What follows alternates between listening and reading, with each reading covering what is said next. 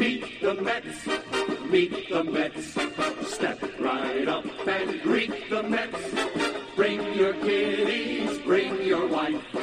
Guaranteed to have the time of your life, because the Mets are really socking the ball, knocking those home runs over the wall. East side, west side, everybody's coming down to meet the METS Mets of New York town. Oh, the butcher and the baker and the people on the streets, where do they go? To meet the Mets! Oh, they're hollering and cheering.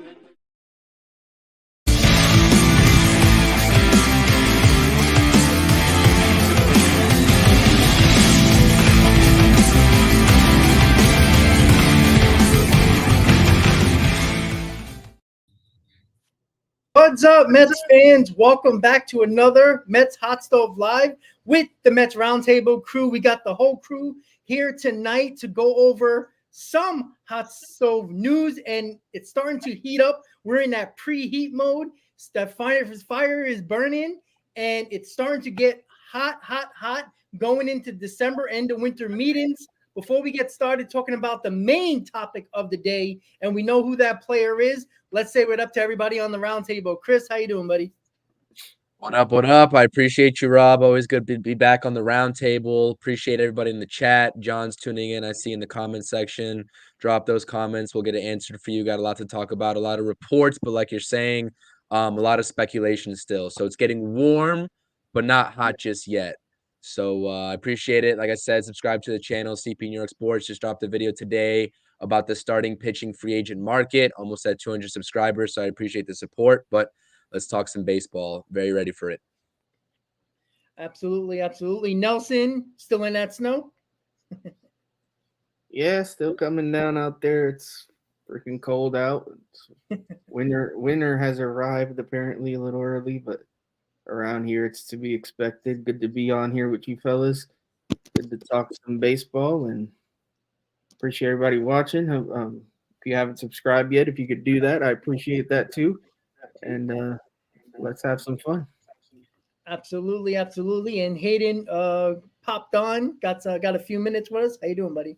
Yeah, what's going on, everyone? Mets Talk with Hayden. Originally wasn't supposed to be on today, but had a little bit of time in my schedule, so hopefully I'll be on for the full episode. If I pop out, I do apologize. I have a couple things I needed to take care of, but Mets Talk with Hayden is the name. Hopefully everyone is doing extremely well. Mets Talk with Hayden. You guys know me. I did a video this past week. Did very well. If you guys want to check that out, it was 5 things the Mets should do this offseason. Did extremely well, so I do appreciate you guys for that. And, super excited to be here. Let's go Mets. Let's go baseball. And offseason is here. Absolutely. So you guys know what to do. Hit on that subscribe button to all the channels where you got a lot of news to talk about. And we're going to start with topic number 1, and that is Juan Soto.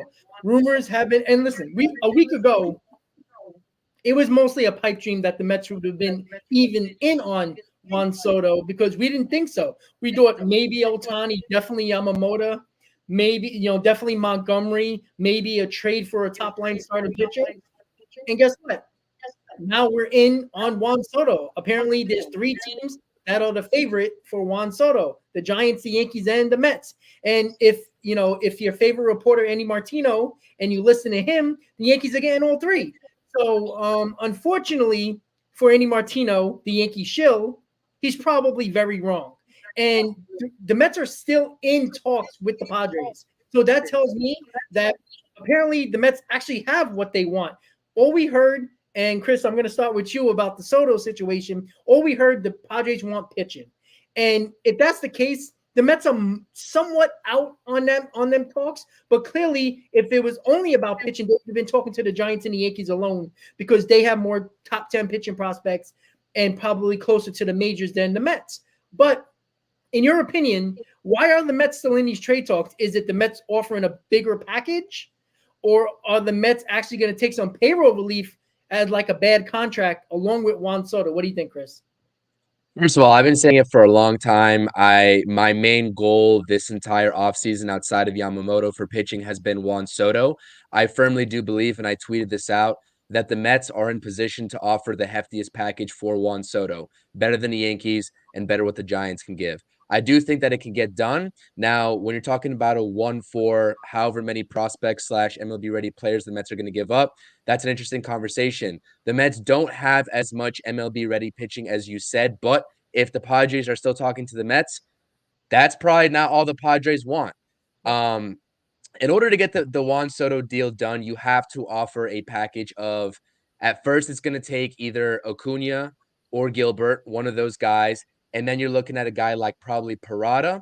And then you can offer up Mike Vassell, Blade Tidwell, who I do think has a lot more value than people realize. I've been high on Blade Tidwell for a while now. I know a lot of people aren't as much. He still's got a lot to prove, but I like Blade Tidwell a lot. You can still offer up Christian Scott. I understand that he's also an up-and-comer as well. I saw your video today, Justin Jarvis. So in terms of pitching, the Mets, it's not like the Mets have no pitching to offer up. The Padres have 2 top 100 prospects in their farm system in the MLB pipeline. I'm not talking about top 15, top 20 in the Padres organization. I'm talking about MLB top 100 pitchers coming up for them. I understand that they're going to want pitching, but when I hear these takes saying, oh, the Mets don't have the pitching of what the Padres want, they don't have this, they don't have that, I think the Mets are in a lot better of a spot to get Juan Soto than a lot of people realize. You can even throw Alex Ramirez on top of those conversations, the Mets number 11 prospect. I saw you also put that in there as well. So a Juan Soto trade can get done. He has been, for numerous weeks now, a talking point of mine that I firmly do believe if Juan Soto comes to Queens in orange and blue, he offers Pete Alonso a level of protection in the lineup that he has never had in his career thus far. And he puts the Mets over the top. And at this point, you get Juan Soto in the lineup. I don't really care who you fill in down below. Francisco Lindor, Pete Alonso, Juan Soto in the middle of your lineup is deadly. Go sign Yamamoto. Those 2 guys for the offseason is a win in my book. Go ahead and do it. If the Padres are willing to listen, I understand the Yankees are front runners on that. Martino, man, we're going to talk about Martino a lot. I'm sure here. He's got plenty of articles, plenty of Yankees rhetoric to spew. But no doubt in my mind that Stearns is working the phones with the Padres, seeing what they want for Juan Soto, and I think that it can get done. There's a lot of different avenues for Stearns to approach the situation with. Yeah, absolutely. I completely agree, Chris. And, if you haven't checked out my video with the packages, I'll go over it a little bit once we get through the rest of the guys and their opinions. But yeah, I agree, Chris, 100%. So Nelson, what do you think about the whole situation with how the Mets were they always in on Juan Soto and we just hearing about it now since they like to keep a tight lip, or do you think that they saw an opening and they went to go get it? What do you think? I mean, I don't know. I find these rumors hard to take seriously. I just, everybody has something different to say. Everybody's looking for clicks. Are we really that close to trading for Soto? I have no idea. Great if we are. I just don't know who to believe anymore. I don't even know, like, the main room. I think Hector Gomez was the one saying that we were in on him. That guy is like basically the Carlos Baerga of Twitter. I just don't. He's not wrong all the time, but he says a lot of stuff that just doesn't come true. So while I hope he's right, I have no idea. I think the Mets could make a significant package to give the Padres, and they could probably swing a deal. The problem is the Mets do have pitching, but it's not a ton. So if you trade away Vassell, Scott, Tidwell, what have you, then you're putting yourself in a hole all over again because you don't have much left. So that's my only concern with if the Padres truly want pitching and they want multiple pitching prospects, and that's an issue. Then again, if you're getting Juan Soto, I mean, you could argue who cares. I'm just saying, I mean, it's something that Stearns probably has to think about in that case. It's like, we tried so hard to build up the farm system. Do we really want to take 2 steps back? And there's the whole I mean, we have to be sure that Soto's going to sign a contract, because if he's not and we give up these pieces, that's not a good idea.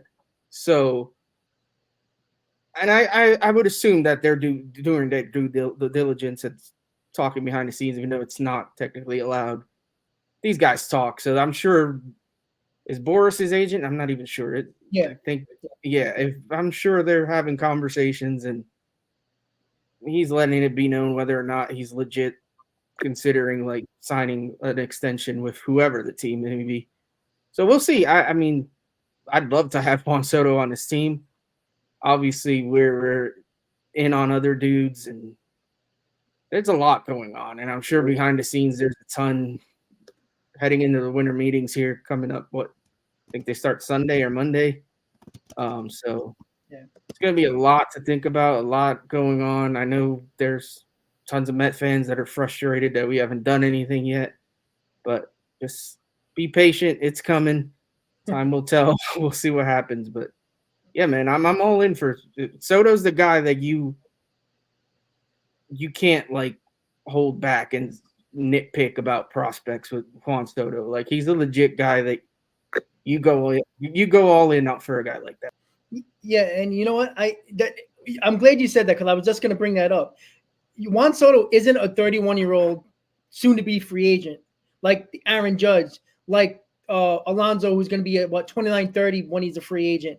He's 25 years old and not going to be 26 until the end of the 2024 season in October. So you give up what you need to give up, and to be, prospect hugging for a guy like Juan Soto, you pray that one of your top prospects turn out to be even half of Juan Soto. And I think that's important to realize in this situation. Like I said, I put up 2 trade packages earlier today in the video, and I was fluid on all of them. If they says, okay, that's not enough, okay, what else do you want? Besides Alvarez, I'm on board to giving up whatever you think that would take. If it needs another prospect, do I want to give up Jet Williams? No. But if it takes that, I'm not going to stop, giving Jet Williams and saying, oh, well, I don't want Juan Soto because I care about Jet Williams.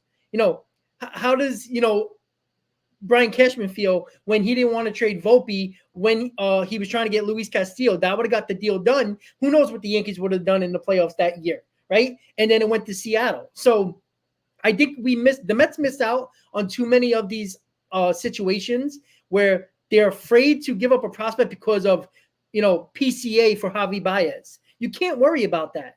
That was a stupid trade at the time. But again, Javi Baez is nowhere near the player Juan Soto is. And the age is different too. And, on top of that, PCA and where we are in 2021, we weren't a great team at the time. We weren't really a good team. I think this team is prime and ready with these core guys to do what we need to do. And putting Juan Soto there can only make us better, especially at 25 years old. So, Hayden, what's your opinion on this? We know about Hector Gomez, that he's mostly wrong. He's like, Bob Nightingale, he's like Andy Martino. But I see it as this. It's possible. We all know that because the Mets have the prospects if they're willing to do it. But I do want to say something before I get your opinion. David Stearns has no connection to any of these prospects at all. He didn't draft any of them. He didn't trade for any of them. I mean, you could say Clifford and Gilbert was talked about in Acuna with Stearns, but that is yet to be determined. So I think Stearns, and he made a big trade with Yelich when he became the GM of the Brewers. He likes to make that big trade. So we'll see how that goes. Hayden, what do you think about this Soto rumor? Yeah, I was actually going to bring that point up. So, when it comes down to the Juan Soto trade, you look at it 2 ways. I mean, Nelson said it, and I agree with it. You're taking a step forward, but then you also take 2 steps backwards.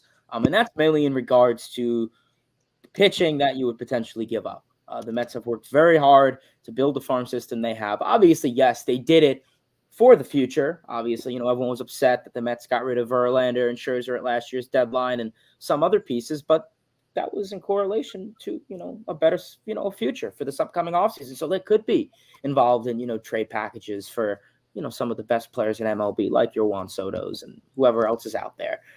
The pitching would be a little interesting to see what you would give up, especially if it's a pitching prospect or pitching in general. We know that you guys said the Padres would want pitching in return.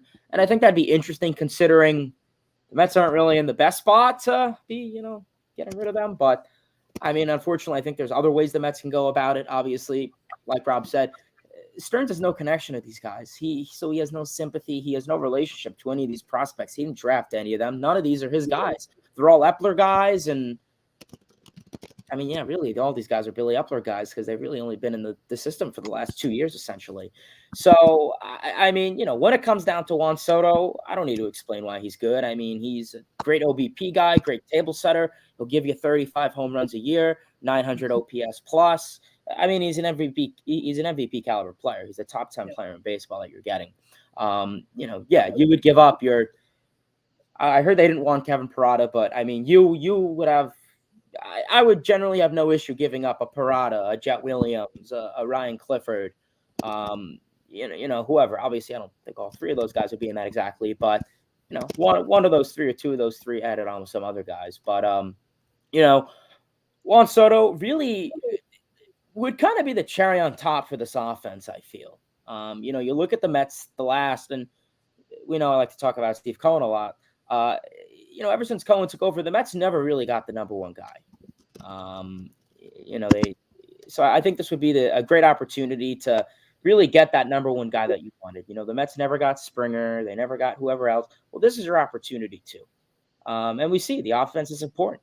They're obviously not bringing back the same lineup as last year. They're going to bring back a mixture of a new lineup, an old lineup, and that's what you need. And I think shuffling Soto into that, great number 2 hitter, great number 3 hitter. I mean, that's damage. It's protection in the lineup, a header behind Pete Alonso. You have that protection. And then even for Lindor and, other valuable assets on this lineup. So bringing in Soto, I really think does a lot. My only concern, and Scott Boras is his agent, I believe, correct me if I'm wrong, but he's a very tricky guy. And we know that he does the, sign and trade type stuff.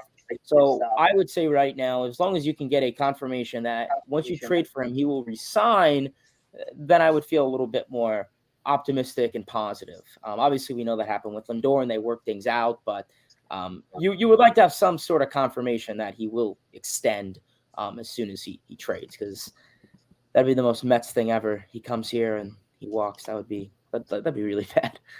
But I think Soto would be. A Soto trade any day. Yeah. Can I say something real quick that I don't think that we're realizing here, especially in the chat? If the Padres, it really comes down to if the Padres want to let him go. Because if you're talking about the Padres waiting to trade Juan Soto at the deadline, they're going to get a fraction of a return than what they would get if they traded him this offseason. So if they think that they're true contenders this year, which, let's face it, with that staff right now, how's it's holding up, I don't think they're contenders. Especially they're not even a top 3 team in the NL if I would have to go for it on paper right now with the way the roster is constructed. That's just my humble opinion. They're going to get a fraction at the trade deadline versus if they trade him now. So I honestly think if I'm the Padres, thinking objectively, not just because we're talking about here in the Mets perspective, I'm trading Juan Soto and getting a haul back. They tried to trade. They traded a haul for him. Didn't work out in his tenure there. You still have the core guys in your lineup. Without Juan Soto in the package that you get in return, you can still build a contender.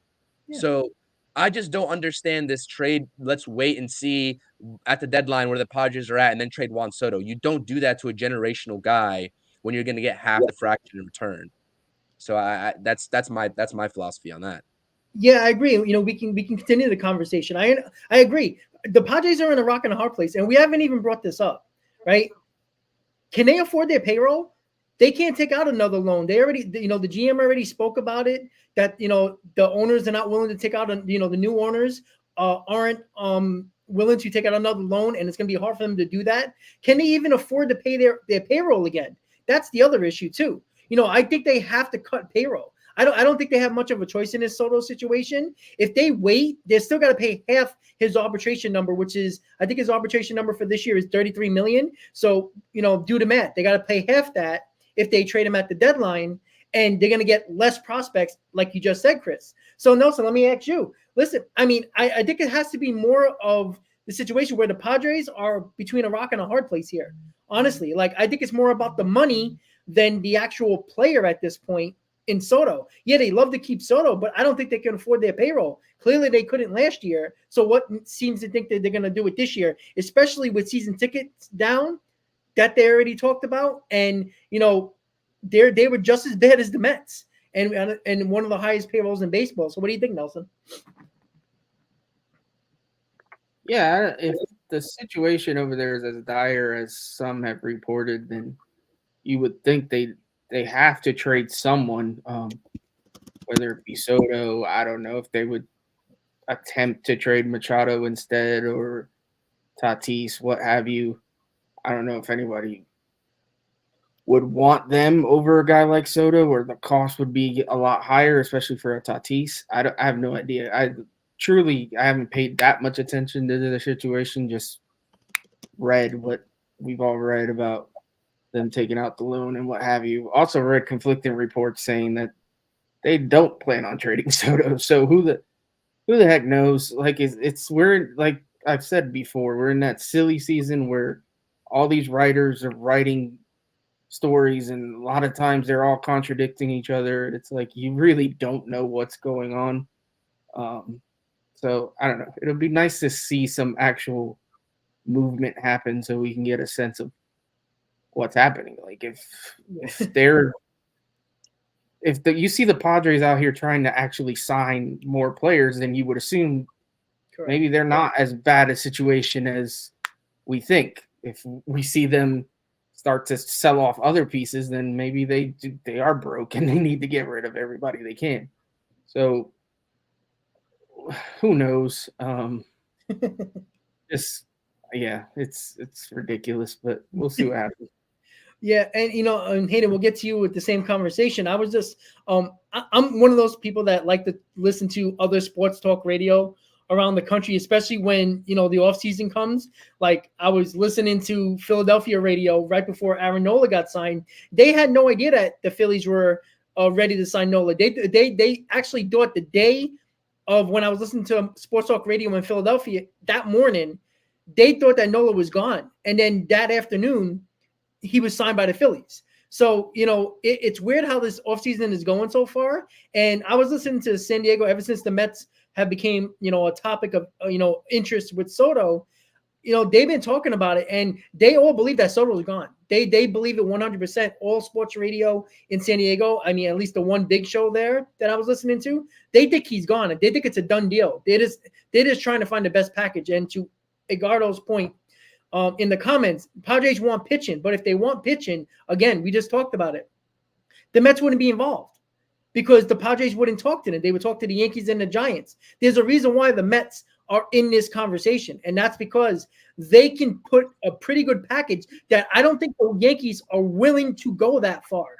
If they're going to beat the Mets package, they're going to have to put Dominguez or Volpe in that package, at least one of them, along with their pitching prospects. And is Cashman going to do that along with giving a $500 million contract to Soto? I hardly doubt that, because if they are going to try to get Yamamoto, that's $750 million between two players. When is the last time the Yankees spent that type of money over the last 5-6 years? They haven't. And I think that's the thing we have to look at as well. The Giants, different story.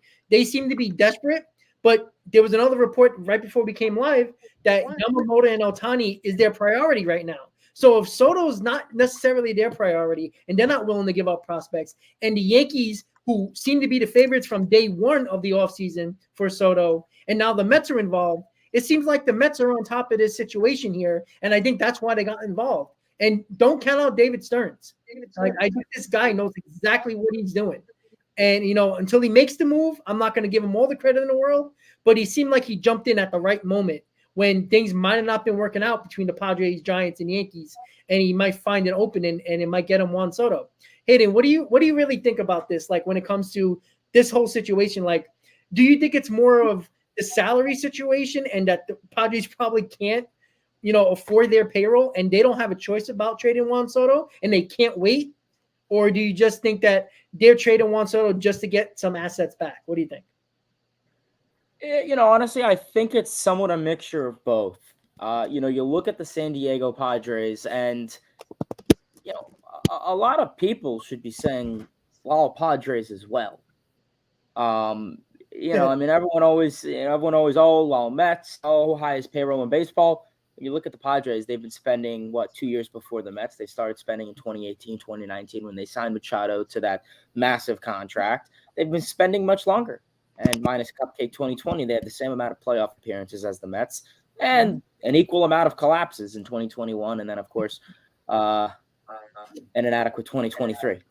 So, right now with the Padres, I think they're in a more rough situation, of course, obviously. Front office wise is interesting. Who is their general manager? I'm blanking on his name. AJ Preller. AJ Preller. Yeah, I know they retained him. I believe they brought him back. I may be wrong on that. But right now, and we saw that they took out a loan for $50 million.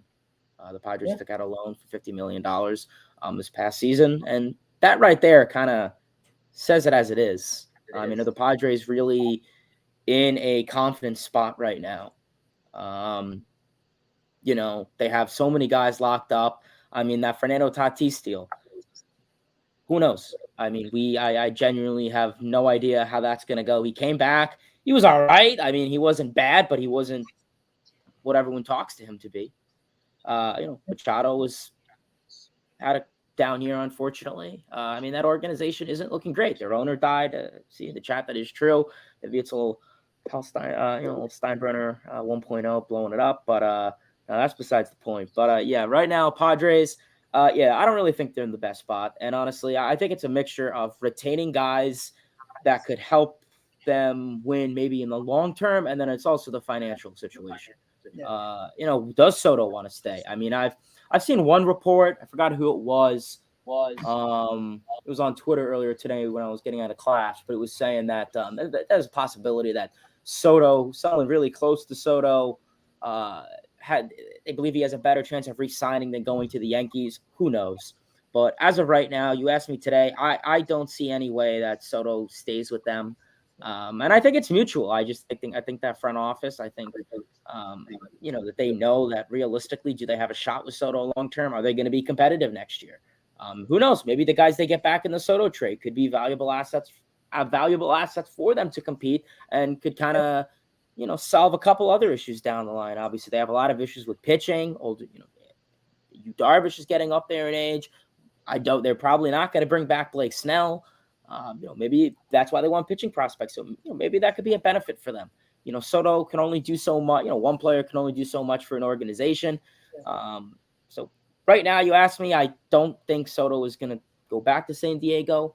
But you never know. Maybe there's a possibility they keep him and then they, can get more for their money's worth at the trade deadline when more teams are more vulnerable, that they are a little bit more desperate, and that those teams that are in possible contention for the playoff race could trade for Soto, and maybe Padres would get more out of that. So, as of right now, I think it's a mixture of the money and the return process.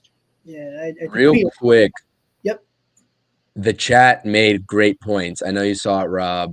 MEZ, Padres won't trade Soto in division to the Giants, right? If you're talking about the three players like you're talking about, Rob, the Giants, Mets, and Yankees, that in division trade, like it could happen, but you highly doubt it, right? And then two, Dante was saying, I've been saying this all along. The Padres really don't have the leverage in the contract negotiations. I've been saying this for weeks. Yeah. They have very little leverage. I firmly believe that.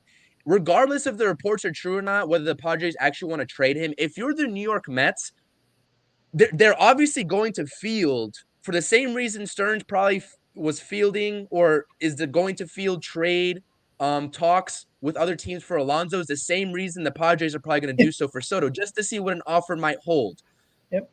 If the Mets think they have what it takes to trade for Soto, you make a baseline offer. If the Yankees are thought to be the front runners, make the Yankees outbid you. If they really want to outbid you, make them offer up Volpe, make them offer up Dominguez. You have all the power in the world, not to just screw with the Yankees, because that would just be funny within itself. But like Dante was saying, a low ball type offer to beat out the Yankees is probably, it could get it done. If the Yankees are unwilling to go that next step and go into a bidding war with the Mets in this trade, you could sneak away with a steal of a deal here.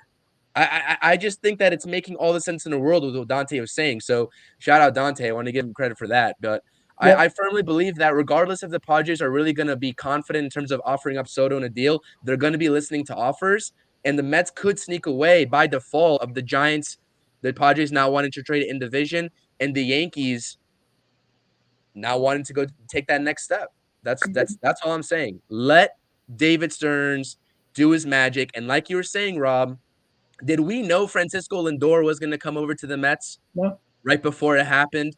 Did we know that we were going to trade for Brooks Raley? Did we know we were going to trade for XYZ? The Mets keep all these things in-house. There's very few leaks about what the Mets do. So that's why I'm not concerned with how quiet this offseason has been, because I really do think they're going to be active. And I have no doubt in my mind that David Stearns will work in the phones for Juan Soto. And everybody in the chat could disagree, respect your opinion, but I heavily believe the Mets could sneak away with Juan Soto by default of the other competitors just not being able to offer up as much, not willing to, and also just being out located, right? Like in division, being the trick of the division. So that's my piece on Juan Soto. I know we've been talking about him for 30 minutes now, but Hey. that's my take on him.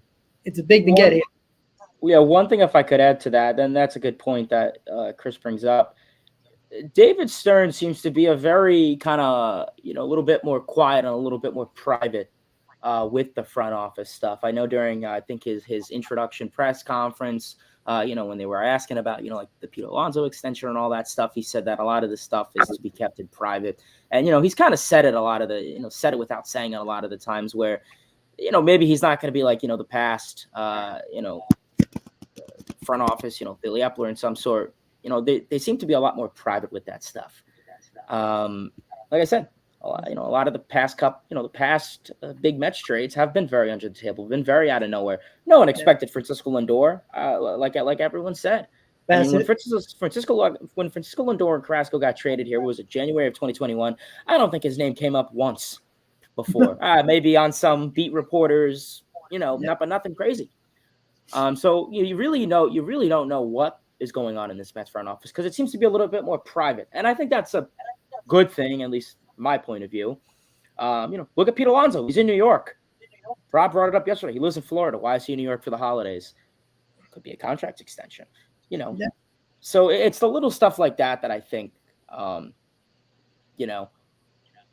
it's going to be interesting. But overall, Stern seems to be a little bit more private. So, like I said, we really don't even know what could be going on. There could be some other person that could be potentially be talked about in trades, whether that's Chapman, whether that's Bregman, whoever. Yeah, I tend to agree. And, I still want to give a shout out to Easy as well. Again, talking about the Giants. I didn't even think of that for a second. I just think, the Giants are so desperate. But the Yankees and the Mets always have to pay a premium, either in money or prospects, because people like to make the Yankees and the Mets pay a premium as a New York team. And the Giants, the only way the Padres are going to trade him to the Giants if they bid everybody tremendously. And, that's a great point. I honestly, it's between the Mets and the Yankees at that point now. I hardly think the Padres are going to trade him to the Giants. I mean, that's a great point. I didn't even think of that. Stupid me. And, it's a great point. And, to finish up on the Soto thing, I would be shocked if it doesn't happen. I would be shocked if it doesn't happen during the winter meetings. I think it's prime and ready for a Soto trade. Yamamoto's going to sign after the winter meetings, apparently. And I think Ohtani's going to sign during the winter meetings. And Soto's going to get traded during the winter meetings. That would be a lot going on during the winter meetings. It's about time.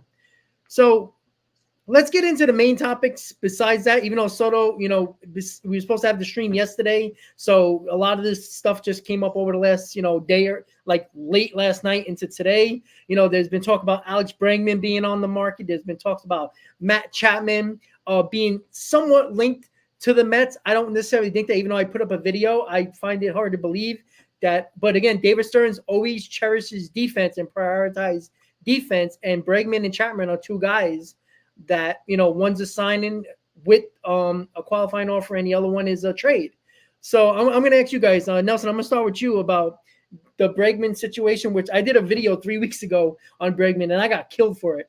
Literally killed for it. Why would the Astros trade Bregman? Well, they don't pay their stars. They pick one or two of them and then they trade the rest, or they let them go in free agency. So if it's a possibility, say if the Mets don't get Juan Soto, do you think they'll pivot to Chapman or Alex Bregman, because they're clearly not afraid of trading some prospects away to get the player they want. What do you think, Nelson? I don't think Chapman's going to be coming here. I truly don't believe the Mets are going, unless it's Ohtani, the Mets are going to offer any contracts to anybody with a qualifying offer. Okay. There was only 7 dudes offered a qualifying offer. Nola, I think, was one of them. He already signed. Chapman's one. Ohtani's one. Snell is one. So I truly would be – I mean, Snell, I guess if they struck out on every starting pitcher and he was left, then I guess maybe if they got desperate, they would throw him a contract. But the problem with the Mets offering contracts to guys with qualifying offers is because they were in that competitive balance tax, they not only lose a 2nd-round pick, they lose a 5th-round pick, I believe, as well, and then $1 million worth of international free agent money, which doesn't sound like a lot, but it actually it's a pretty good chunk of money.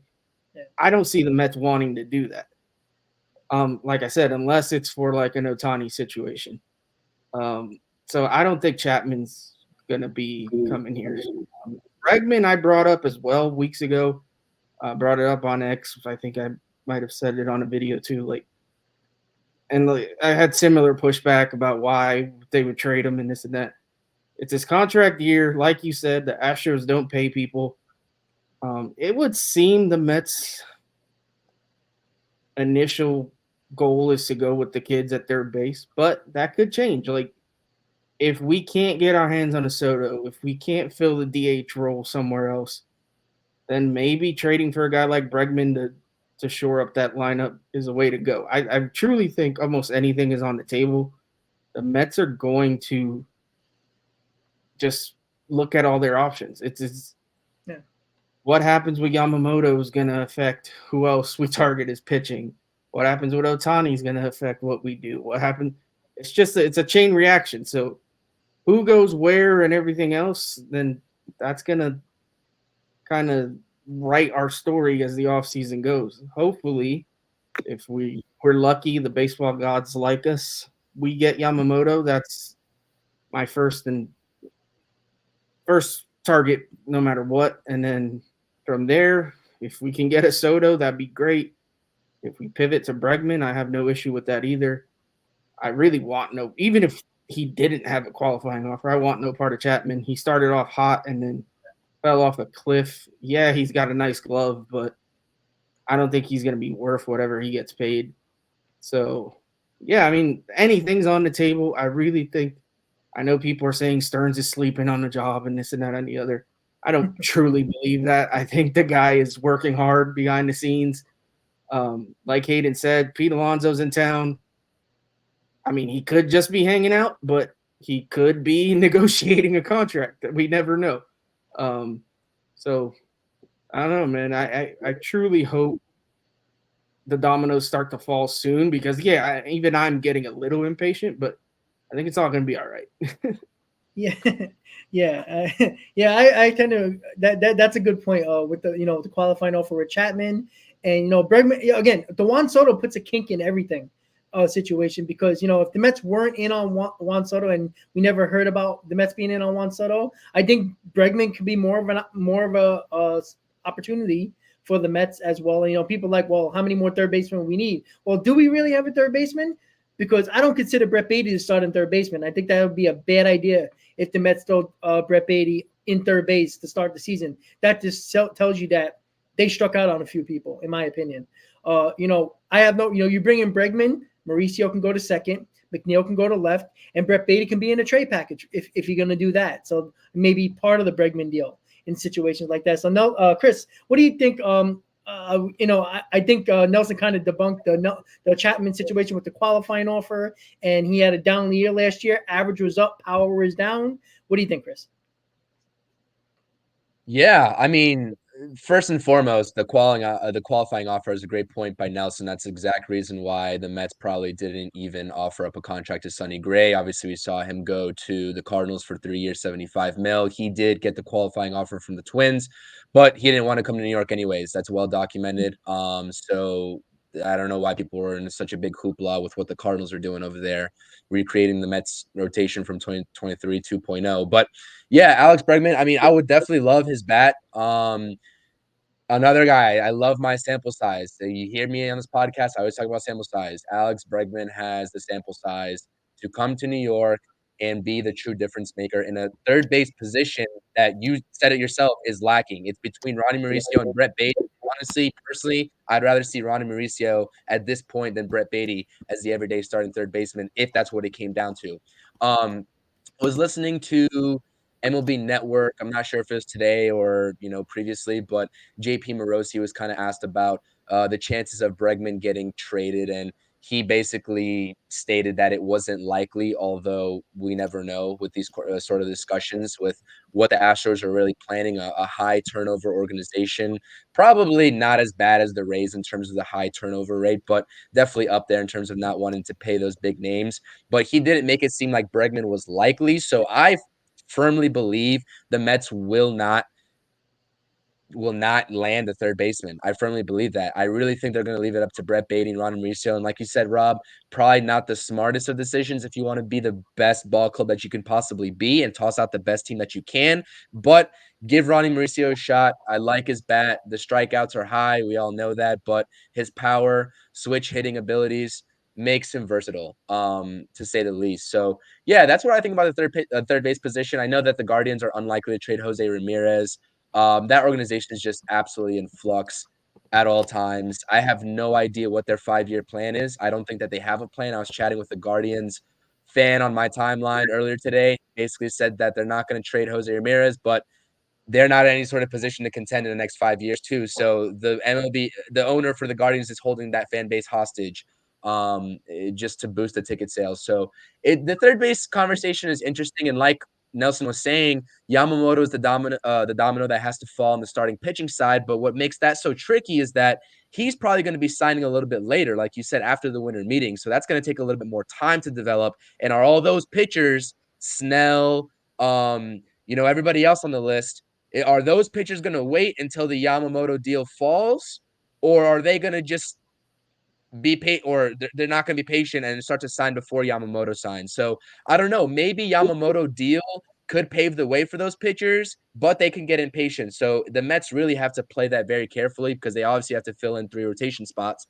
And then the bat piece, the domino that has to fall is Juan Soto, right? Like you said, if the Mets weren't in on Juan Soto, they better be contacting the agents of all these other guys, your Solairs, all the other guys are on the market. Your Bregmans, like you said, you have to do your due diligence on Alex Bregman. If he's on the market, you got to go, swing a deal for him potentially. So the Mets need a bat. Like, we're not going to sit here and say that the Mets don't need a bat. What I truly believe, and Nelson, I'm going to give Nelson credit for this because we said it on the Interstate Mets when we were projecting our lineups. I will be A-okay if Juan Soto gets dealt elsewhere, the Mets can't get a deal done.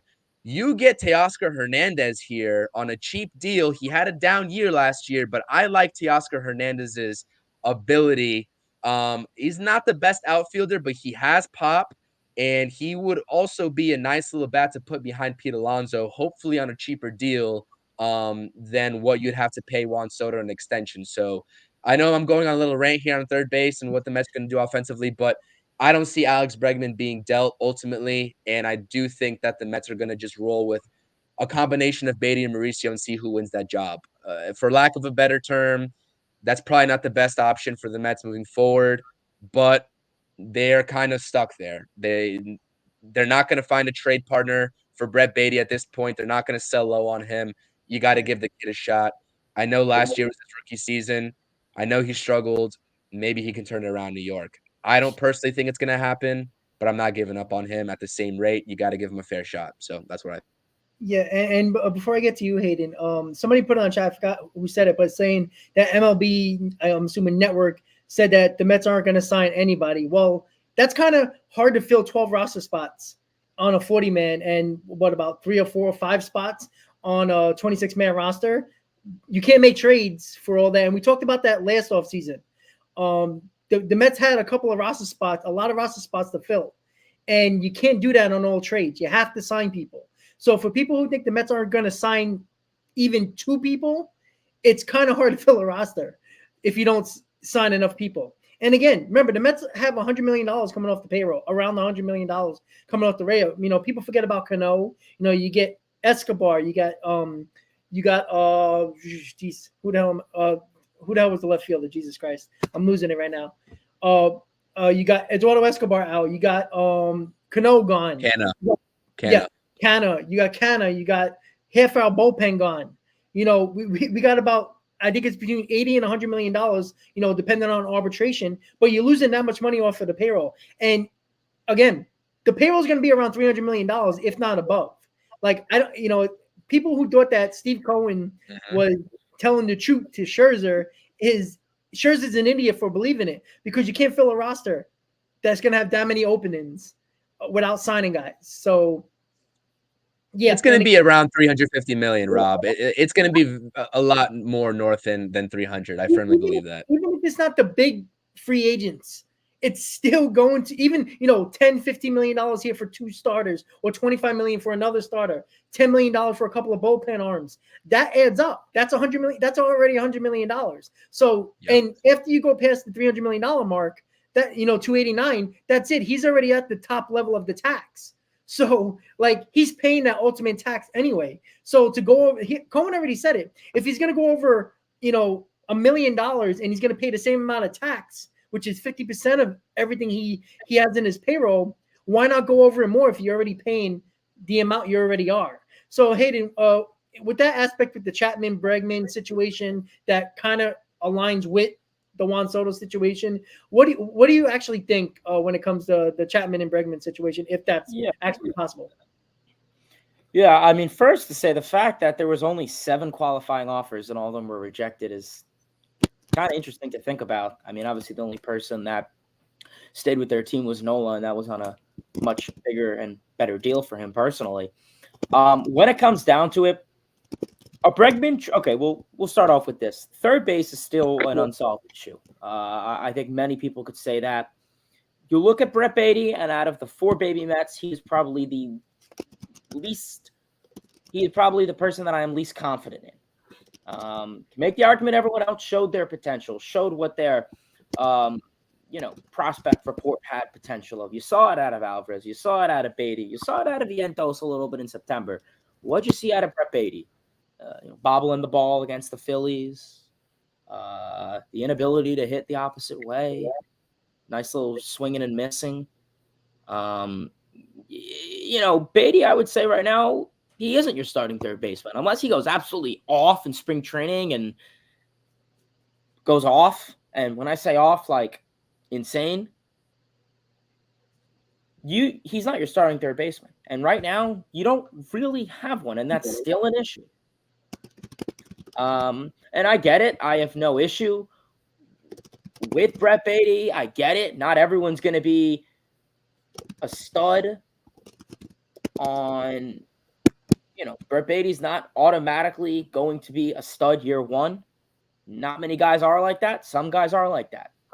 But when it comes down to it, third base is still an unsolved issue. And right now, I would have no issue looking at a trade package and putting him in that. And what the future is what the future is. But right now, you're looking at the short-term perspective of the Mets window. A lot of people are talking about that. And, right now, Alex Bregman is a candidate that I would easily have no issue with. Look at him. He had a down year this year. He was hurt, arguably, for most of it. And he still put up adequate numbers, maybe a little bit more than adequate numbers. He's great protection in that lineup, playoff experience. He'll give you 20, 30 home runs. 270 sub average, 860, 70, 90 OPS. He'll give you 75, 80 RBIs. He's a great, you could probably argue he could be a table setter to an extent in this lineup, if not batting 5th or 6th, depending on what this lineup looks like. But, Bregman would be an interesting candidate. I would have no issue putting Baty in a package for Bregman. Chapman, I would stay away with. Just how New York is. Chapman, strikeouts, and we saw how he was. He was great in the first half. He was great in the first quarter of the season and then went on a massive downfall. He's great defensively. That's cool, but unfortunately, there's more to defense than playing baseball. And, it's too much of a liability in the lineup. I would automatically see that Mets fans would have a heart attack with Chapman in August and September. So yeah, right now I would probably easily go for a Bregman trade. I don't think the Guardians are going to trade J-Ram. That would be nice, J-Ram and Lindor, bring it back old school. But I don't really think that's. You never know what could happen. You know how we know things are. We saw Lindor. No one knew about that. So who knows? Things are possible with J-Ram, but Bregman is probably the most serious third baseman out there that could potentially be traded. Unless there's anyone else that I'm really failing to, think on or be cognizant of. But right now, I would say Alex Bregman would be a nice move for the Mets to trade for. What if I know we talked about Juan Soto? What if the Padres pull a 180 and we saw those rumors last year about them potentially trading Machado, which gets money off the books, and then they go ahead and re-sign Juan Soto? That would be a complete 180. They go a completely different direction because Juan Soto's younger than Machado. Yeah. That's a good point, by the way, because I was thinking about, if they were so strong for money, why would they extend him knowing that he was going to opt out? I don't understand that situation. I mean, maybe they are looking, but you know what? I think a lot more teams are looking for outfielders than third basemen, and I think that's probably the reason why they're and obviously Soto has 1 year left on his deal, but I think the fact that there's more teams looking for the outfield help, like the Giants, the Yankees, the Mets, there's a ton of teams that need outfield help. There's not a lot of teams that need a third base help. I mean, it's kind of like a little bit extra, I guess, if with Machado. And I don't think people trust Machado. Even though he always has good numbers, he always looks like he's not trying. He has that Cano mentality where he doesn't look like he's trying, but always puts up good numbers. So I don't know. It's like, am I going to be mad if the Mets trade for Machado instead of Soto? I mean, I want Soto because he's younger. But I mean, it's hard. I'll take Machado in here. Yeah, I was gonna say, yeah, Machado, absolutely. Yeah, exactly. Like I said, like when the Mets situation, yeah, they technically don't have third base options that are I guess good. I mean, I don't trust Beatty. Maybe Mauricio can be that guy. But again, and we were just talking about it a little bit. We didn't really get into the kids much, but we always talk about the core of the team, right? Everybody's like, oh, you got to play the kids. You got to play the kids. Nimmo, Alonso, McNeil were the kids. They weren't expected to be the core, or at least, Alonso was probably the only one. McNeil and Nimmo wasn't supposed to be a part of this core. That wasn't supposed to be the case. You got the core from your farm system. You brought up Alvarez, great. And if Mauricio is going to be a player as well, that's 5 guys out of 9 guys in your lineup. Like, how many more kids do you want? We're not the Baltimore Orioles. We're not the Tampa Bay Rays. They have to play the kids. The Mets don't have to. I think we lose that narrative that, we have to lose 100 games for 3 years straight and get draft picks and play the kids because the Orioles owner is a cheap bastard or the Rays can't afford anybody. That's why they got to play the kids. We lose that narrative in this situation. And the Arizona Diamondbacks, same thing. They have to play the kids. They weren't spending big money for a while. And I think that's where a lot of Met fans lose focus, is that we're so focused on playing all the kids. You can't fill spots with all these kids. Some of them have to be assets in trades as well. That championship teams make a decision of saying, all right, we got our core. We got a few young kids to help this roster right now. We have a few extra assets to make our Major League Baseball team better, right? We don't care how good our minor league system is. Do they win championships? Who gives a shit? Nobody should care. The fact of the matter is the New York Mets have to pick a certain amount of players, which they clearly already did. Beatty, Mauricio, Alvarez, and probably Vientos. Everybody else should, at least some of them, should be expendable because those are your assets. You don't hold them just to put them on your wall and say, look what we got, the number one, the top 5 farm system. It's good to a certain extent because you can't play them all. These guys are assets. And I think we all agree. I know me and Hayden went on for about a year when it came to prospect hugging. Hey, Hayden was a huge prospect hugger for a while. We used to go at it all the time. I mean, we had interesting conversations about it. And, he still likes those prospects, not giving away everything. But he sees what happened in 2022 when the Mets kind of half-assed the trade deadline and it burned them going into the dog days of summer into September.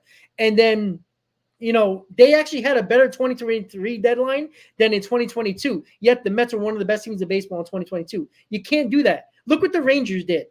They went for it. Yeah, they had to give up Acuna for a broken down Scherzer. But you know what? They took the risk, and it didn't really pay off with Scherzer, but it paid off with Montgomery. It paid off with other guys they brought in. And we forget that narrative that to be a championship team, you got to use some assets. You can't hold everybody, or you're going to end up like the New York Yankees, win 100 games and die in the playoffs because you're afraid to give up a Volpe for Luis Castillo when that pitcher you needed could have put you over the top.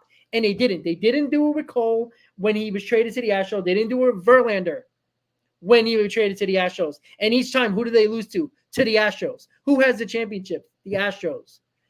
Sooner or later, guys, and anybody wants to chime in, I apologize for ranting here, but that has to be the case with the Mets. We got to stop, half-assing these off seasons and these deadlines because it's burning us every single year. And we talk about it after the season is over. Why didn't they do this? Why do they keep these prospects? What's the point? If you're not going to play them, freaking trade them for people that are proven. What do you think, guys? Anybody can jump in. I absolutely agree. I mean, I'm not one to prospect hug. Like you just said, you got to go in and build the roster. The Mets have a lot of work to do, which is why, like I said, regardless of whatever route they take, they have, and I think Joe DeMayo on Twitter said it best, like, regardless of whether the Mets are going to take the expensive route or not this year, like they did last year, they have roster spots to fill. So they're going to make moves by default regardless. They have to. It's about which route they're going to take. And it could be a mixture of both. Go sign 2 top free agents and then go get the lower end guys for the rest. It doesn't really matter, but they're going to do something. So everybody should hold your horse on that. But that's why I'm stressing the importance of at least doing your due diligence on Juan Soto, because like we have the prospects and we got them for this position to at least make an offer and put ourselves in a better chance, quote unquote, to land a guy like Juan Soto. If it doesn't happen, it doesn't happen. But if you're not going to go and do your due diligence of your David Stearns, then why'd you get the prospects in the first place? Because all those guys cannot see the field at the major league level at the same time. Like, it's not feasible. So go give him a call and make the offer. If the Yankees outbid you, congrats to them. They just gave up a guy that they surely didn't want to give up. But at the end of the day, these guys are all not going to see the field. There's 9 spots on the field, on the diamond.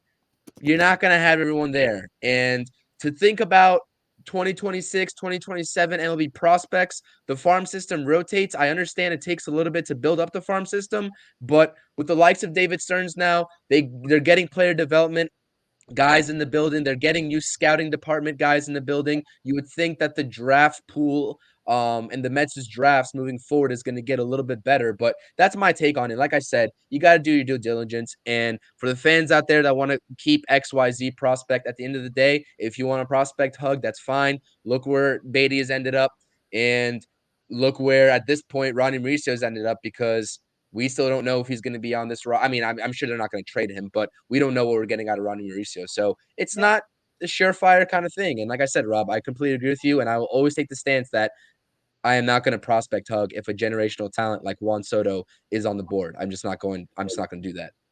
Yeah, absolutely agree. And we got to remember, people are just bringing up the Astros. I just talked about it. The teams like the Orioles. The Astros lost 100 games 3 years in a row. Their television network basically went bankrupt because nobody was watching. The Mets did that. To build a farm system takes 4 to 5 years. The Mets did that in basically a year to get a top 10 farm system, probably even top 6 or 7, depending on what the new outlooks look for the top farm systems in baseball. We have to remember that. The Mets did this within a year of getting major prospects and getting a top 10 farm system here. That's a huge deal. That takes time. And the Mets did that. So David Stearns comes into a top 10 farm system, and all this scouting directors and all the people he's bringing in, you can get rid of people if you trust the guys to draft the right people, no matter where you draft. Because the Astros, you talk about drafting well, the last couple of years, where were they drafting? They were drafting 28th, 29th, 30th. It's the right people to draft the right guys. You can always draft your farm system. I think we forget about that. You lose, say, 4 or 5 guys this offseason for a trade. You still got guys if you need somebody for the trade deadline. And you got a draft coming up. Draft well. you build your farm system back up. Hayden, Nelson, what do you think, guys? Yeah, I mean, I agree with that. I mean, listen, people have kept a lot of receipts. Rob knows, you've known me for 2.5 years, Rob. I'm a big prospect hugger. I value the farm system. I value drafting, from the MLB draft to the international draft. But, you look at the last couple years and you got to be aggressive. And I said this and I'm going to say it again. This deadline, everyone was upset what happened, but it was for a better future. Yep. The Mets getting all these prospects and Gilbert and Clifford and, all the other guys, whatever, whoever, it was for they could keep some of them and then, other half to put in trades. And that's the purpose of it. You look at an ideal organization, and I really do idolize the Braves on how they've built their success. They've drafted through the MLB draft. They've drafted through the international draft. They got guys through free agency. They got guys through trade. And then they got guys homegrown. And, and that's what I think the Mets need to start doing. And, the more big name trades would be nice. And, you look at it, a lot of the Mets internal guys that you have right now, look at them. Pete Alonso, Jeff McNeil, Brandon Nimmo. None of those guys were top tier prospects in the Mets organization. The only reason Pete Alonso was known, besides him being a Gator, but he was insane for power, and that's all he was known for. Nobody expected him to hit 53 home runs his rookie year. No one expected him to be a 40, 45 home run year guy. Nobody expected Brandon Nimmo to be a great OBP guy. Nobody expected Jeff McNeil to be the player he would be. Yeah. Who knows? Right now, we could be sitting in the Mets farm system. It could be some guy that no one knows about who's ranked 28th on our farm system that is the next one of those three. And who knows? It could be the same case for the good guys or the not so known guys. So, yeah. Right now, I agree. Look at Brett Beatty. I mean, if you would ask me a year, not saying Beatty's a bust, but if you were to tell me a year ago today, you would have put Beatty in a package that would have got someone really good in return. Probably would have said no. And you look at it now and that's why you got to be a little bit aggressive. But, you definitely want to have a good mix of, prospects, free agents, trades. So, yeah.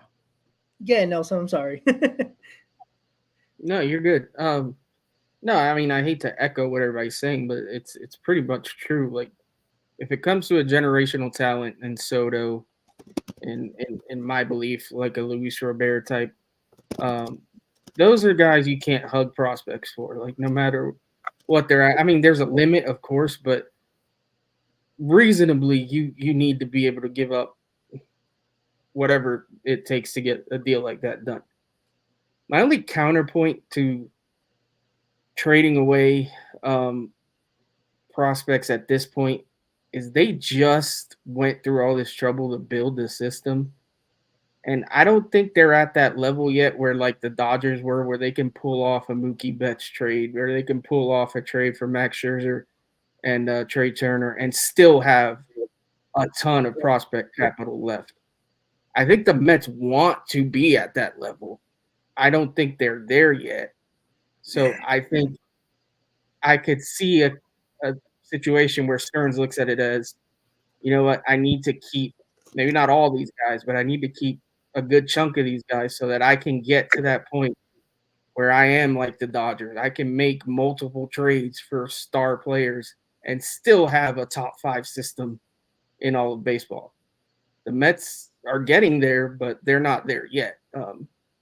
Last season, the trade deadline, they made a great strides in that regard, but they're not quite there yet. They're going to need a few more drafts. They're going to need maybe a few more trades. Who knows? But they're getting there. They're close. But like I said, I mean, if it's a Soto, if it's a Robert, obviously you go all in. But you also got to think about, hey, if we do really want to be the Dodgers, we do want to be able to make these huge trades at deadlines and bring in studs like that and still have more prospects in the pipeline, then we need to still be careful and try to keep as many kids as possible. Yeah, and Chris, I'm going to get to your comment that you put up there that I tend to agree with. You know, the funny thing is, and Nelson, I tend to agree with you, but here's the problem. you have a core that, Alonso's going to be 29. You got Nimmo 30, Lindor 30. These are guys that have maybe 2-3 years of prime, their prime years left. 2-3 years, maybe 4. By the time these kids come up, if you're going to keep them and build them up, they might not be the same players anymore, and you're going through that cycle again. And all right, well, these guys aren't very good anymore. They're past their prime, and you pray that these prospects are going to be good, because that's what you're relying on. Not saying you're doing it 100%. And again, you said like with Soto or something like that, or Robert, or another big time trade at Bregman. You can do that, but like I said, I'm not saying trade them for a piece of crap. You know what I'm saying? I think you understand that. I mean, we all understand that. But yeah, I think that's the problem that the Mets put themselves in. They signed McNeil, they signed Lindor, they signed Nimmo, and it looks like they're probably going to sign Pete Alonso. Well, these guys in their prime right now, 3-4 year window with those guys. You pray that the Jet Williams, the Gilberts, the Cliffords, the Ramirez, a couple of our pitchers actually turn out. But at the end, if they don't turn out and your core gets older, you're back to square one, because now you pray these prospects that you're acquiring, that you're drafting, are going to be half of what these players are, if not the same or better. And we're going to be through that cycle again. And to lose out on this core that you just gave a ton of money to, I think it's a scary game the Mets put themselves in. And maybe that's Billy Epler's fault, but maybe that was also Cohen telling everybody he wanted those guys to be back here long term. So I don't know. What do you guys think with that? Anybody can jump in if you want. Realistically, what other option did they have? I mean, they could have not re-signed Brandon Nimmo. That was one option. But I mean, Jeff McNeil looked like a bargain of a deal when it happened. It was 4 years, albeit the AAV wasn't terrible, right? I just don't see what other option they potentially had. So I agree with you, though. It is a scary game because, like you're saying, essentially the Mets are now playing the game of it's win now with this core and get the pieces around them that you have to trade these top prospects off for, or rely on these top prospects now, hope they pan out to help this core win now. But if they don't, you're screwed, and the core is going to get well anyway. So it really is just a revolving door of making sure Stearns and the talent department get this right. Like I said, we talked about this when David Stearns took over. This was the perfect storm for David Stearns to have all the options that he wanted to mess around with. But being one of the highest paid front office guys in the league, I believe it's second highest, he's also has his work cut off for him, because if he makes the wrong decisions, lets the wrong guy go and keeps the wrong guy, Mets fans are going to be on your ass, dude. If you let a guy like Luis Angel go and you keep the likes of Drew Gilbert, Luis Angel goes on to kill it, and Drew Gilbert ends up being a bum. That's not going to do anyone. That's not going to do any good. So and that's not just those two examples. Like, this is plenty of prospects that you can kind of go and either let go or keep and retain, because the Mets have a plethora of infield options in the farm system that they're going to have to make a decision on. So, like I said, a great opportunity for David Stearns to see what he's got and the ability to show that he can make the right decisions. But only time will tell, and there's no guarantees in that. Yeah, and Hayden had to go, so we'll see him next time. Yeah, and Joel put up a point that the MLB is a copycat league. Yeah, it's a copycat league to a certain extent. You can't look. The Mets and the Yankees can't do what Baltimore and the Diamondbacks do. Baltimore, this is the first time they made the playoffs in what, 9 years, 10 years, right? The Mets, even when they weren't making the playoffs every couple of years and they sucked, they were still having problems drafting and still having problems getting the right free agents in. Like, that's a problem. And again, the Diamondbacks, the same thing. I mean, come on, guys. Like, we have to pay attention to the situation. The Orioles lost 100 games how many years in a row? 90 games how many years in a row? The Diamondbacks, the same thing, right? The Rangers lost 100 games 2 years ago, and they spent money and made the right trades and put the right prospects up. And there wasn't many in the Rangers system. Like, let's be honest with the Texas Rangers. They spent a lot of money. It's not like they had like 4 or 5 core guys that, that they brought up and put, just sign Corey Seager and Simeon. No. You know, they didn't bring in Jacob deGrom because they had a plethora of pitching prospects. Evaldi, Montgomery, all those guys. Like, let's not act like the Mets need to emulate the Baltimore Orioles. Like, if that's the case, you want to go through 3 100-loss seasons? I don't think anybody's going to do that, because guess what? Stearns will be gone if that happens. Everybody would be gone when this happens. You know what I'm saying, guys? What do you think? Nelson, I'll let you go because I have a point here to make too, but I know you haven't spoken a little bit. So No, I don't think the Mets are trying to tank to emulate teams like that per se. I think maybe the point there was just and try to emulate them in the fact that these aren't teams that are trading all their guys. These are teams that are holding on. Granted, they're different. They can't afford to sign players, so there's a difference there for sure.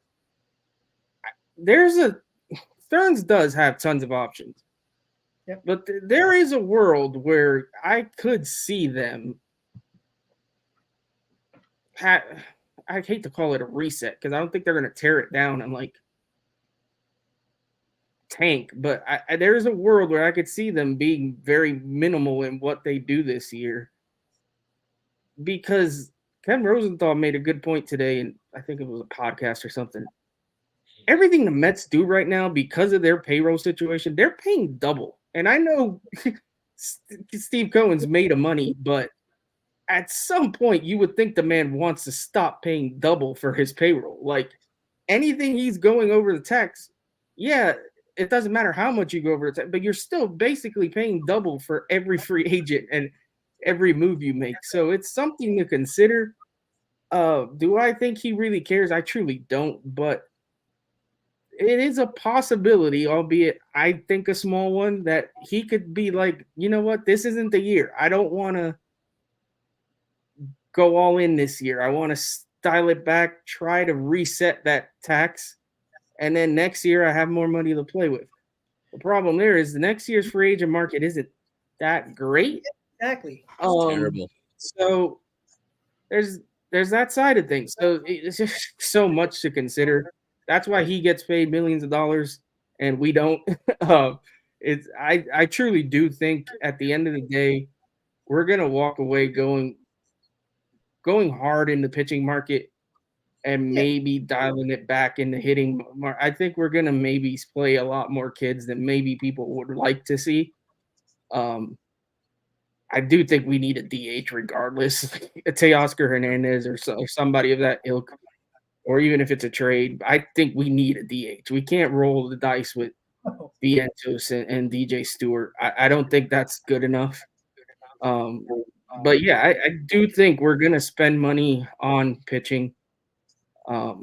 Who we end up with, who knows? Everybody wants Yamamoto. We know that. Yep. It's not like it's going to be easy. It's no guarantee he's taken. Obviously, Steve Cohen, if he wants, can outbid anyone for anybody. But especially with these Japanese guys, it's not always about money for these guys. Sometimes they do take a smaller deal for whatever reason to go somewhere else. So we'll see what happens. I really think like we need some of these dominoes to fall for things to start moving, because as long as Yamamoto's still out there, as long as Ohtani's still out there, I think teams are kind of holding back, and it's just creating a logjam right now. I do see us potentially being involved in the trade market for sure. If we could, I've seen McNeil's name. If we could trade McNeil, I've said it before, we could trade that guy for some pieces. In the field. Hey, let's go. Let's go. I mean, who do they got? They got Sung-woo, right? Whatever his name is, the second baseman, the Korean guy, I believe his name is. Yeah. Let's go. We'll give you McNeil. Come on. So yeah, I'm down to trade McNeil. In the right deal. I'm not looking to give him away. I do think he's a valuable piece. I think he's flexible. But if the right deal comes along, and I'm not holding on to McNeil for any reason. He has a contract that I think teams would like. Yeah. So I'm all in for making the move like that. There's tons of options, man. I'm desperate for some stuff to start going on, so we can just kind of get a sense of where this is actually going to go. And you know what? That's another thing. That last point you made was a great point. when the first domino falls for the Mets, whatever, if it's signing Yamamoto, trading for Juan Soto, or signing a bullpen piece that nobody cares, it's gonna be a telltale sign of where the Mets are, I guess, going. Because if the Mets sign Yamamoto, say Yamamoto's going to be after the meeting. Say the Mets do trade for Juan Soto. Now you clearly see the Mets are probably going for it. If you said if they're going to tail it back a little bit and not make big sign-ins and make mediocre moves, not mediocre moves, but like small moves, then why? If the rumors are true that the Mets are in on Juan Soto, that's why I think they're going. I think this is Cohen driving the ship right now, in a way that people believe that Stearns is running things, yes, but Soto trade scenario sounds like Cohen's plan 100%, in my opinion. So I don't. You might be right, but if the Soto rumors are true, and there's no reason why they think they're not true, considering the fact that the Mets popped up out of nowhere after a week or so. I don't know. It's kind of crazy to me because I see it as this: if the first move the Mets make, I think, is a telltale sign of what the Mets are going to be looking for or going to do this offseason. What do you think, Chris? Yeah, I mean, there's like I said, there's a couple of different ways they can approach it. I honestly don't know, to be honest with you. Who knows who's driving the ship now, whether Steve Cohen's taking a backseat or not. I can see where you're going with about maybe Steve Cohen wanting Juan Soto and that being his decision. I don't know how that's playing out. Something I did want to bring up in the chat, I was actually going to bring it up, but JoJo and Kenny, shout out Kenny, tuning into the show, brought up about Rhys Hoskins could be a valuable low-cost option for the Mets at the DH spot. Will give you 25, 30 home runs proven, right behind Pete Alonso if you stick him in there. Teoscar can probably get you the same thing too, maybe on the cheaper side. So those are definitely valuable options. The pitching market, we all know, like Nelson said, like the roster's going to have to shake out somehow, but they can take the cheaper option. You got guys like Seth Lugo, probably not going to be that costly for the New York Mets to bring him back. Eduardo Rodriguez, if you want to get a premium pitcher, you sign Eduardo Rodriguez for like a 40-year, $90 million deal. That's only $22.5 million. Probably a fair shake for him. Not something that Yamamoto is going to demand in seven and over $200 million, right? Yamamoto's looking at 30 plus M's a year for a guy who's never thrown an MLB pitch. Like, I get that he's a phenom in the Japanese league, but like, does that translate over? That's you can never fully tell, right? You got Shota Imanga, who's going to probably be getting a lesser of a deal, another lefty that we've not been talking about, but that's another probably cost-effective route the Mets can go, another crafty left-hander. So there's ways the Mets can still bring in these free agents and fill these roster spots while going more of the cost-effective route. Is anyone going to complain if we sign Erod and Imanga? I won't. No. I'm not going to lie. I won't. Like, that's probably not the sexiest move, right? The sexier move is going to sign Yamamoto and getting Erod. But if they don't want to spend like that, then you get Imanga and Erod. Or you go after Imanga, Seth Lugo, and whoever else. There's a whole plethora. I forgot who else is on the market, but there's a whole plethora of B-tier guys that the Mets can get.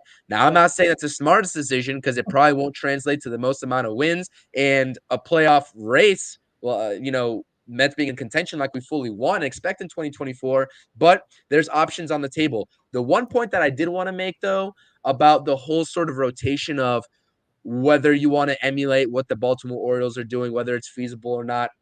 You look at not only the World Series matchup this year and the Rangers and Diamondbacks, it was a story of two completely different paths to get to the World Series. One, homegrown young talent. The other, probably some homegrown talent, but definitely free agent signings and mega deals being given as well on the Rangers side. And then you look at the World Series winners from the past, I want to say 4 years. You got the Washington Nationals. That team was mostly homegrown. The 2020 Dodgers. On the flip side, you could call it a Mickey Mouse championship all you want. It's still a championship in the books. I think it's Mickey Mouse 100%, but they definitely were big spenders. The Braves, they had homegrown talent when they won in 2021.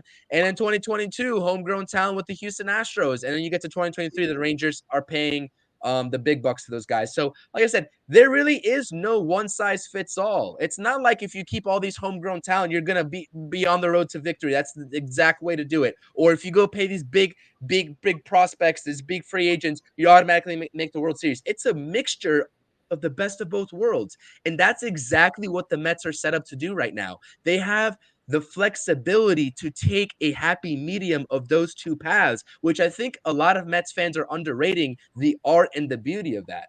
And that's exactly what's going to make Stearns' job that much more difficult. So that's just a little nugget that I want to get off on a tangent on. But yeah, like I said, give me Teoscar, give me Reese. I'm happy with those guys being a DH. Or if they want to go the sexier route, go get Juan Soto. Flip side, sexy route, Yamamoto. If not, Imanga, call it a day. Like I said, any different way the Mets can go about this, I'll be happy. There are going to be moves, and there are moves to be made. So that's my take. Absolutely. All right, guys. So we spent about a little more than an hour on all of this stuff. You know, we talked a little bit about, you know, the whole thing with Imanaga and Erod. I'll be fine with that. And, you know, and throwing, you know, Sevy on the back end with a low risk type of deal. It's not a bad rotation. You know, is it going to be, you know, top 5 rotation in baseball? No. But what top 5 rotation won the World Series? It wasn't the Rangers. They were pretty good, but they weren't great. You know, the better rotations in baseball, they didn't even get close in these playoffs. And, you know, the Yankees had a Cy Young. Yankees had the best bullpen, and they didn't make the playoffs either. So, you know, I think it comes down clutch moments. Get hot at the right time and pray that the people that you signed or traded for, or the young kids, come in the biggest spots in the biggest moments. I think that's where you have to look at. So, Nelson, final thoughts, and we'll call it a night, and we'll go with Chris as well. Go ahead, Nelson. No, final thoughts is I hope, man, stuff starts to move. I'm just tired of the complaining. Also, just want to see stuff happen so we have more to talk about. I think everybody's getting a little impatient, but I think some people are taking it overboard. Like, it's like everybody, not every single person that signs is, oh my God, what are the Mets doing? Like, come on, really? Like, are we really crying about Sonny Gray and Kenta Maeda? Like, let's chill out a little bit. But other than that, it's great talking. A lot of good points made. I just want to win, man. I just want this team to be competitive.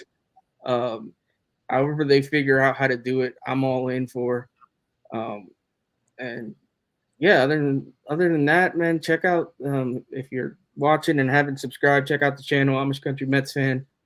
I was out doing a video out in the snow today, so you can check that out. It's on my YouTube, it's on my Twitter as well, or X, whatever the hell you want to call it. I just can't with that name change. But anyways, good talking to you guys. Tune in to the Interstate Mets Report Friday. Me and Chris got that going on. Yeah, let's go Mets. Good to be with the fellas. Thanks everyone for watching, and we'll see you guys next time. All right, Chris, final thoughts, buddy. 3 points. 1, mimicking what Nelson said. Number 1, mimicking what Nelson said. It's not the end of the world. The Mets didn't get Kyle Gibson. The Mets didn't get Lance Lynn. The Mets didn't get Sonny Gray. Not the end of the world. That's 1. 2, someone revoke Ryan Dempster's credentials on the MLB Network channel. If you saw the mock trade that he put up with the Braves potentially getting Dylan Cease and giving up Vaughn Grissom and some no-name prospect on the back end for Dylan Cease, you got to be kidding me, Ryan Dempster. I can do a better trade package than that, and I'm sitting here on YouTube doing this for free. Revoke his credentials. That's number 2. Number 3, subscribe to the channel at CPNY Sports. Check us out on Friday. Nelson, Interstate Mets Report, and I are going live. Time is TBD, but we'll figure that out. I just dropped a video today talking about the free agent starting pitching market this offseason, and also reiterating to all the fans out there that are panicking that the Mets haven't made any moves so far to stop panicking, because it's coming. Like we said on this podcast, the dominoes have to fall. Certain dominoes have to fall, and the Mets are being methodical. But you don't hear any leaks out of the Mets, and that's a great sign. So, with all that being said, it was a great show. Always awesome to be here on the Mets Hot Stove, the Mets Roundtable podcast. I appreciate the chat popping out. Everybody in the chat, I appreciate it. And as always, guys, let's go Mets. We'll continue to evaluate and reevaluate this offseason as we progress. and hopefully we get some more enticing, some more exciting news to talk about on this show moving forward. See you all. Let's go, Mets. Can I jump in with a little bit of random breaking news? It's gonna bring it again, Nelson. The Mets are expected to sign Vladdy Miguel Guerrero, the son of Vladimir and brother of Vladdy Jr. Expected to sign him during the 2024 IFA period that begins on January 15th. That's being reported by Mike Mayer. So that's interesting. I mean, you never know that these guys are going to be legit, but it's a good bloodline, that's for sure. And he's a lefty. I'm looking at the video right now. He's a monster. He looks bigger than his brother, to be honest. Like, built and taller. So that's good for the Mets. International signing, always important. You don't worry about drafting a kid like that in college and pray that he works out. These are guys that run up the system rather quickly. So final thoughts, one word: Yamamoto. Yamamoto Mets. There you go. That's what I'm looking for. Yamamoto 2024. So with that said, guys, everybody have a great night. As always, Met fans, let's go Mets. Nelson, Chris, it's always a pleasure. Have a good night, guys. See you next time. Let's go Mets. See ya.